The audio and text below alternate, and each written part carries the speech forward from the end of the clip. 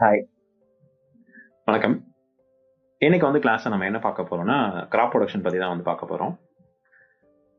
First நம்ம என்ன graph பார்க்க போறோம்னா சீரியல்ஸ் ரொம்ப முதன்மையான கிராப்பா இருக்கக்கூடிய ரைஸை பத்தி தான் பார்க்க போறோம். சரிங்களா?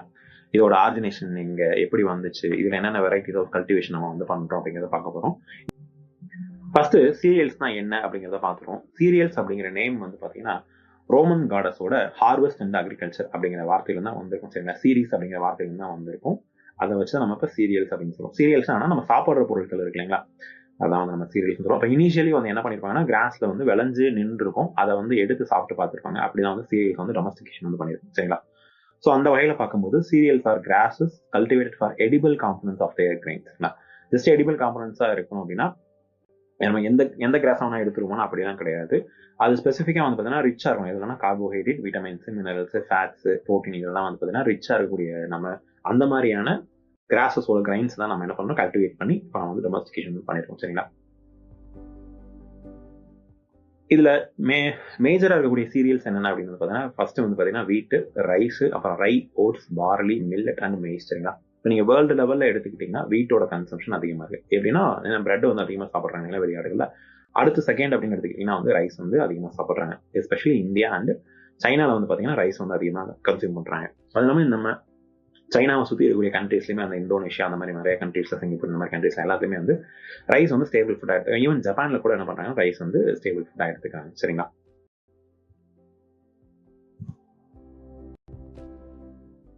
ஓகே, இப்போ நம்ம பேடியோட சயின்டிபிக் நேம் பத்தி பார்ப்போம். ஒரைசா சட்டைவம் அப்படிங்கிறது எல்லாருக்குமே தெரியும். 2n=24. சரிங்களா? இப்போ நான் என்ன பண்ணேன்னா உங்களுக்கு இதோட ஸ்பீஷிஸ் ஆட் பண்ணல, ஸ்பீஷிஸ் ஆர்ஜினை பத்தி நான் ஆட் பண்ணல. சரிங்களா? ஜென்ரலான ஆர்ஜின் மட்டும் நான் ஆட் பண்ணிக்கிறேன். நீங்க என்ன பண்ணுங்க, ஒரு எல்லா கிராப்புமே இதே மாதிரி. சரிங்களா? எந்த கிராப்புமே நான் ஸ்பீஷிஸ் ஆட் பண்ண போதில்லை. உங்களோட டாஸ்க் என்னன்னா என்னென்ன ஸ்பீஷிஸ் எங்க இருக்கு, அதுல ஏதாவது டிஃப்ரெண்ட் டைப்ஸ் ஆஃப் மெத்தட்ஸ் ஏதாவது இருக்கா, என்ன டிஃபரன்ஸ் இருக்கு அப்படிங்கிறது நீங்க ஒரு கிராப்புக்கும் நீங்க தான் பண்ண போறீங்க. அதான் உங்களோட அசைன்மெண்ட். சரிங்களா?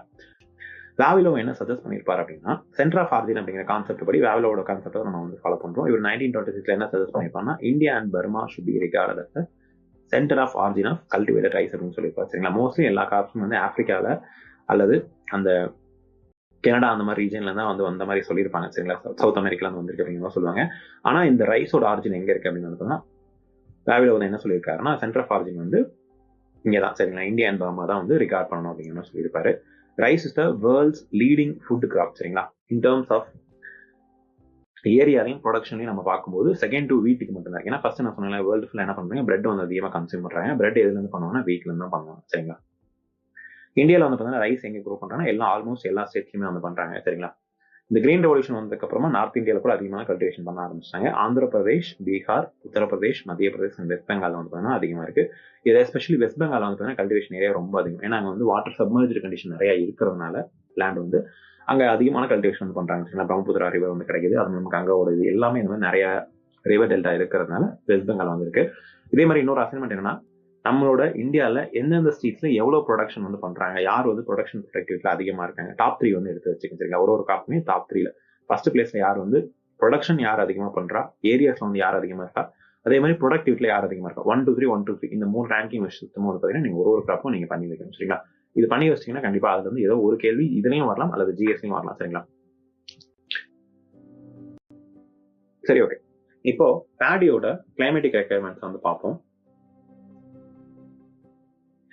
ரைஸ் பாத்தீங்கன்னா ஹாட் அண்ட் ஹியூமிட் கிளைமேட்ல மட்டும் தான் வரும். சரிங்களா? எஸ்பெஷலி இந்தியாவோட கிளைமேட்ல நல்லா வளரும். சரிங்களா?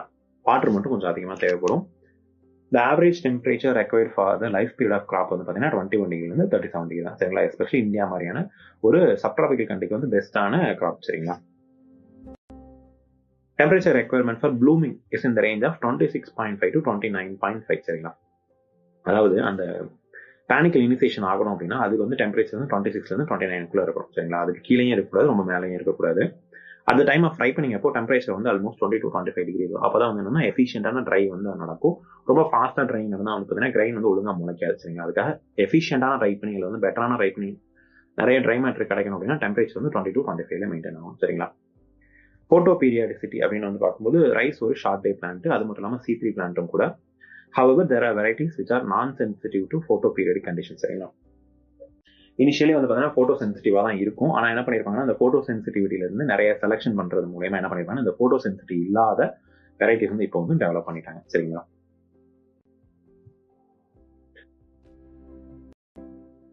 சாயில் ரெக்யர்மெண்ட்ஸ் அப்படின்னு வந்து பார்க்கும்போது இது வந்து ரொம்ப இம்பார்ட்டன் வச்சுக்கலாம். எல்லா கிராப்ஸ்க்குமே நீங்க சாயில் ரெக்யர்மெண்ட்ஸ் கண்டிப்பா தெரிஞ்சிருக்கணும். இந்தியாவில் வந்து பாத்தீங்கன்னா rice is grown and so divorce soil conditions வந்து க்ரோ பண்றாங்க. அதனால இது வந்து தேவையில்லை. ஆனால் ஸ்பெசிஃபிக்கா பார்க்கும்போது அசிடிக் சாயிலா இருந்துச்சுன்னா பெட்டரா இருக்கும். சரிங்களா? Soil having good water retention capacity, அதாவது அசிடிக் சாயிலா இருக்கும், அதே சமயம் வந்து நல்ல வாட்டர் ரிட்டன்ஷன் கெப்பாசிட்டி இருக்கும். இந்த வாட்டர் ஆக்சுவலி வந்து என்னன்னா வாட்டர் இல்லாமலும் நம்ம வந்து ரைஸ் வந்து வளர்க்க முடியும். சரிங்களா? ஸ்டாக்னேஷனா இருக்கக்கூடிய வாட்டர் இல்லாமலும் நம்மளால வளர்க்க முடியும். ஆனா அப்படி வளர்த்தோம்னா நம்ம வந்து வீட் மேனேஜ்மெண்ட்ல வந்து அவ்வளவு பெட்டரா பண்ண முடியும். சரிங்களா? அதுக்காக என்ன பண்ணிட்டாங்கன்னா நம்ம வந்து வாட்டர் ரிட்டன்ஷன் பண்ணும்போது இது வந்து ஓரளவுக்கு வந்து கிட்டத்தட்ட இந்த லோட்டஸ் மாதிரி இதை என்ன பண்ணுது, தண்ணி எவ்வளவு நேரம் தாங்கி வளருது. லோட்டஸ் அளவுக்கு வளராது, பட் ஓரளவுக்கு. சரிங்களா?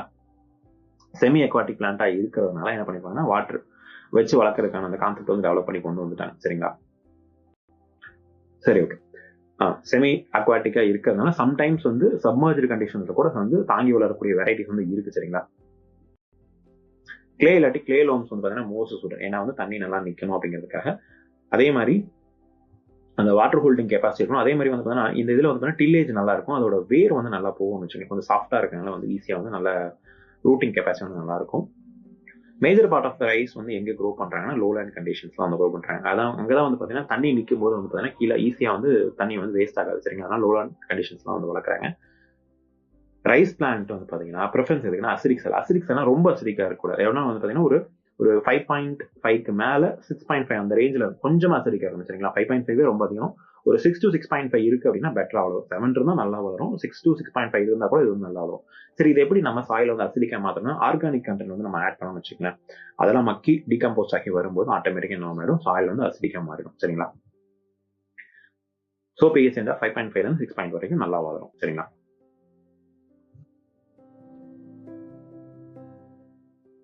சரி, இப்போ டிசம்பர் மந்த் டு ஜனவரி மந்த்ல வந்து ஸ்டார்ட் பண்றோம். அப்போ வந்து நவரை இதோட பீரியட் வந்து பாத்தீங்கன்னா லெஸ் தென் 120 days. சரிங்களா? அதே மாதிரி அப்ப இங்க இதுல என்ன கல்டிவேட் பண்ணுவாங்க, ஷார்ட் டியூரேஷன் வெரைட்டி வந்து கல்டிவேட் பண்ணுவாங்க. ஏப்ரல் டு மே. சரிங்களா?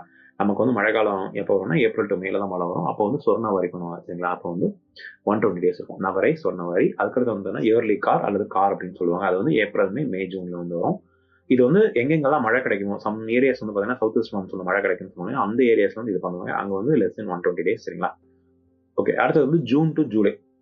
இது வந்து குருவை அப்படின்னு சொல்லுவாங்க. இதுதான் வந்து நார்மலா வந்து பண்ணிட்டு இருப்பாங்க. எல்லா ஏரியாஸ்லயும் வந்து பண்ணுவாங்க. சரிங்களா? குருவை அப்படின்னா சீக்கிரமா ஷார்ட் டவுன் வரக்கூடியது. அது வந்து 120 days கீழே வந்துடும்.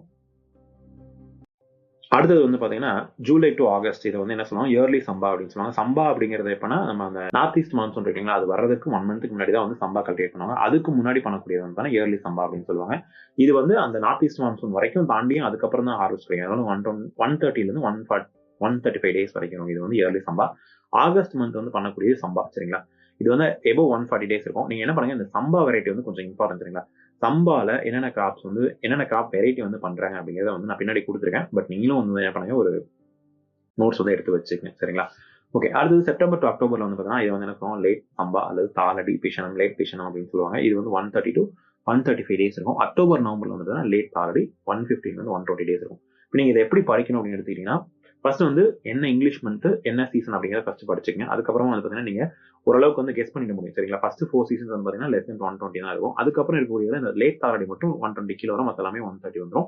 ஆகஸ்ட் வந்து சம்பா அப்படிங்கிற கிளியர் கடா ஞாபகம் வச்சுக்கணும். 140 போ. இந்த மாதிரி நீங்க ஞாபகம் வச்சுக்கணும், ஈஸியா ஞாபகம் வச்சுக்கலாம். சரிங்களா? இதை வந்து கேட்பாங்க, எந்த மந்த் கோயின்சிட் ஆகக்கூடிய எந்த மந்த் அப்படிங்கிற மாதிரிலாம் கேட்பாங்க. அதனால தான் சொல்றேன்.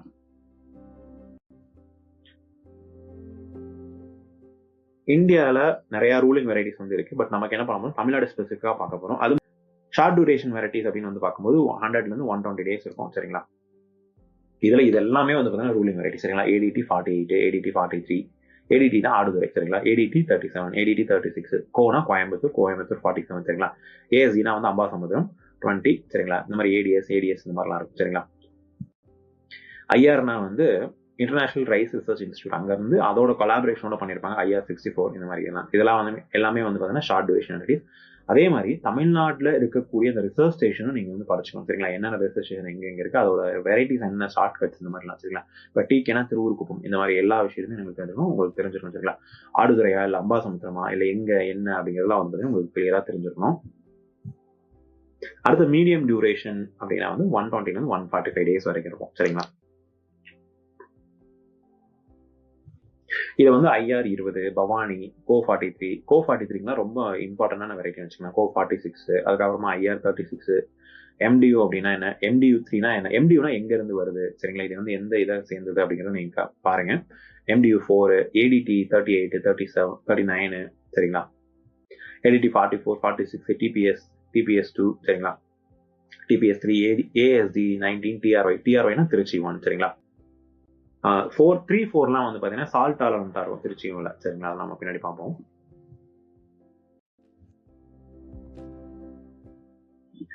இப்போ லாங் டியூரேஷன் அப்படின்னு வந்து மோர் தென் 140 to 150 days இருக்கக்கூடிய பார்த்தீங்கன்னா பொன்மணி அல்லது CR1009 சொல்லுவாங்க. இது MGR ரைஸ் கூட சொல்லுவாங்க, சரிங்களா. இந்த இட்லி ரைஸ் சொல்றாங்க, அதான் அது. அல்லது சாவித்ரி, அப்புறம் ஒயிட் பொன்னி, BBT 5204, சரிங்களா, சம்பா முசூரி அப்படின்னு சொல்லக்கூடியது. அடுத்து PY4, சரிங்களா, இது வந்து ஜவஹர் வெரைட்டின்னு சொல்லுவாங்க. இது போக இன்னும் நிறைய ரூலிங் வெரைட்டிஸ் வந்து இந்தியா லெவல்ல இருக்கு. சரி, ஹைபிரிட்ஸ் அப்படின்னு வந்து கோயம்புத்தூர் ரைஸ் ஹைபிரிட் 1, அப்புறம் Aduthurai rice hybrid 1, Coimbatore rice hybrid 2, Aduthurai rice hybrid 2, அதே மாதிரி கோயம்புத்தூர்ல ரைஸ் ஹைபிரிட் 3. இந்த ரைஸ் ஹைபிரிட் மட்டும் என்ன பண்ணுங்கன்னா, என்ன ஸ்பெசிஃபிக்கா இதோட பண்புகள் இருக்கு அப்படிங்கறத வந்து என்ன கேரக்டரிஸ்டிக்ஸ் இருக்கு அப்படிங்கிறத பாருங்க, சரிங்களா. இது எல்லாமே வந்து பாத்தீங்கன்னா டேஸ் வந்து கம்மியா இருக்கும். நான் ஒரு கேரக்டர் வந்து சொல்லிட்டேன், ஈல்டு எவ்வளவு இருக்கும், என்ன டிஃபரன்ஸ், கலர் எப்படி, அதோட அந்த ரைஸோட சைஸ் எப்படி, என்ன சர்க்கம்ஃபரன்ஸ் இருக்கும், சரிங்களா, வெந்தா என்ன டெம்பரேச்சர்ல வேகும், இந்த மாதிரியான விஷயங்களை நீங்க வந்து தெரிஞ்சு வச்சுருக்கீங்களா. எல்லா கிராப்ஸ்க்கும் தெரிஞ்சு வச்சுக்க முடியாது, பட் இம்பார்ட்டண்டா இருக்கக்கூடிய வெரைட்டிஸ் மட்டும் நீங்க இந்த விஷயங்களை தெரிஞ்சு வச்சுக்கணும், சரிங்களா. வெரைட்டிஸ் ஃபேமஸ் இன் இந்தியா அப்படின்னு வந்து பார்க்கும்போது ரத்னா, ஜெயா, காசி, திருவேணி, மந்தையா, ஸ்வர்ணபிரபா, ரெட், அன்னபூர்ணா, ஐஸ்வர்யா, பாஸ்மதி, இதெல்லாமே வந்து பார்த்தீங்கன்னா வெரைட்டியா ரொம்ப ஃபேமஸா இருக்கக்கூடியது.